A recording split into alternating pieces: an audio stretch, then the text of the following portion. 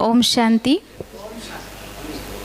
इस शिविर में मुझे बहुत अच्छा लगा जो गुरुजी ने कल सवेरे के सेशन में बताया।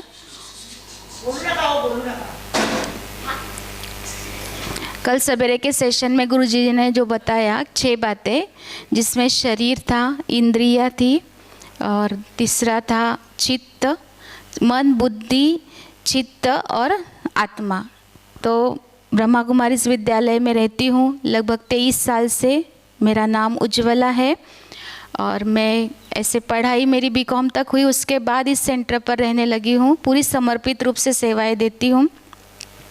पर मेरे 2 साल से मुझे अचानक ही पैर में एकदम से जैसे चमक सी आ गई और उसके बाद मेरा पैर हिलना या चलना बंद हो गया था। उसके बाद मैंने एलोपैथी दवाइयों का ही सहारा लिया और पूरे बॉडी में स्वेलिंग आ गई। उसके बाद मेरा वेट एकदम से गेन हो गया, लगभग 20 केजी बहुत बढ़ गया, क्योंकि मेरी एलोपैथी दवाइयाँ लगभग 2 साल से मैंने बहुत खाई। उसके बाद मुझे ये अनुभव हुआ कि मैंने ये एलोपैथी दवाइयाँ बंद करनी चाहिए। तो पूना से मेरे मम्मी पापा है, तो पूना में मैंने वहाँ गई तो वहाँ पर आयुर्वेदिक दवाई ली और आयुर्वेदिक दवाइयों से मुझे थोड़ा सा फ़ायदा हुआ, क्योंकि जब मुझे वो घुटने का था उसके बाद में मुझे सारे जो जॉइंट्स पेन थे वो भी होने लग गए और स्वेलिंग इतनी ज़्यादा बढ़ गई थी कि कुछ समझ में नहीं आ रहा था। और रिपोर्ट सारे नॉर्मल थे, जो बीपी है, शुगर है, थायराइड है, किडनी की टेस्ट है, सारी टेस्ट नॉर्मल आ रही थी। तो डॉक्टर्स को भी पता नहीं चल रहा था, क्योंकि सारे डॉक्टर्स हमारे आश्रम पर आते हैं। तो मेरा फ्री ऑफ चार्ज इलाज चल रहा था, लेकिन मुझे पता ही नहीं चल रहा था कि किस कारण से हो रहा है।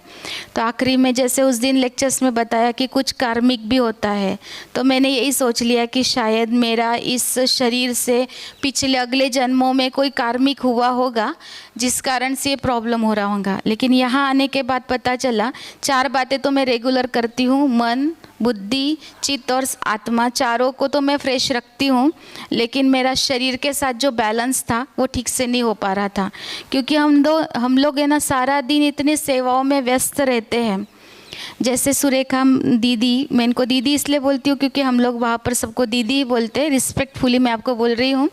तो सुरेखा दीदी ने जैसे बताया कि मेडिटेशन भी करना चाहिए और वो दिन भर जैसे दौड़ते रहते हैं, ऐसे ही हम लोगों की दिनचर्या हमारे सेंटर पे रहती है।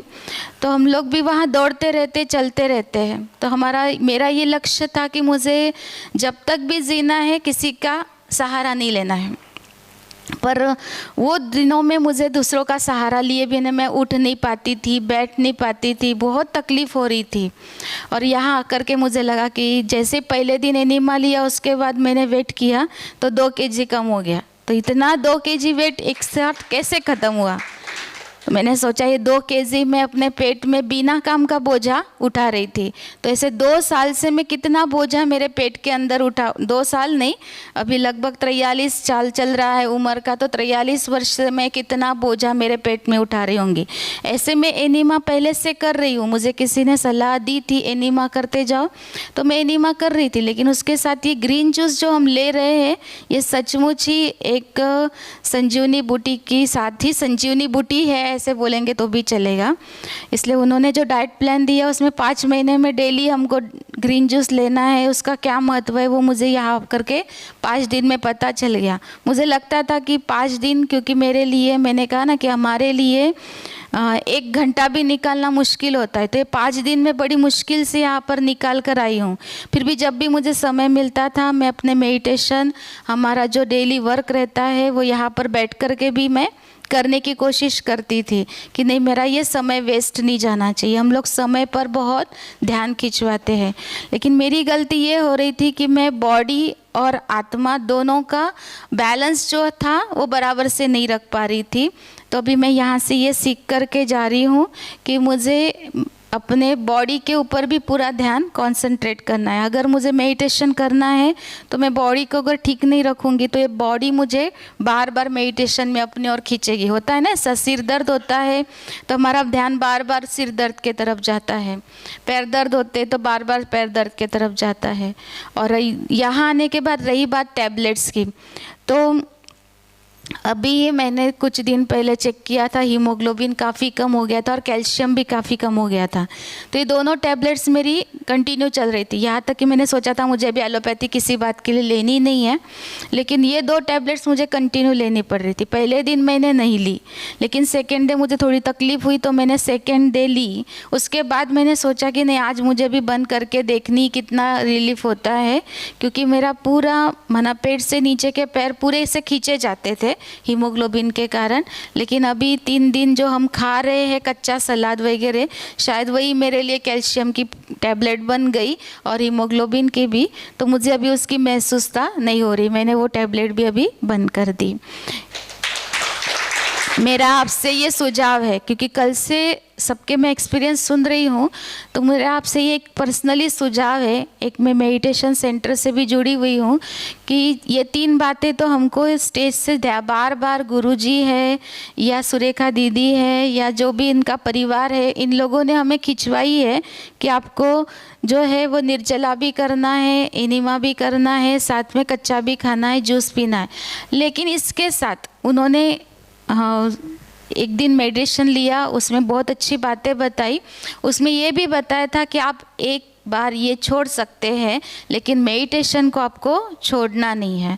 तो मेरा आपसे यही सुझाव है कि आप लोग मेडिटेशन से भी जुड़ो, चाहे जिस भी रीति से जुड़ना चाहते हैं, क्योंकि आध्यात्मिकता का, क्योंकि दोनों बातों का जब तक हम बैलेंस, मेरे जीवन में इस साइड का बैलेंस फुल था, लेकिन मैं शरीर का बैलेंस नहीं कर पा रही थी। और पैर, दोनों पैरों पर हम चलते हैं ना, एक पैर पर व्यक्ति अच्छे से नहीं चल सकता है।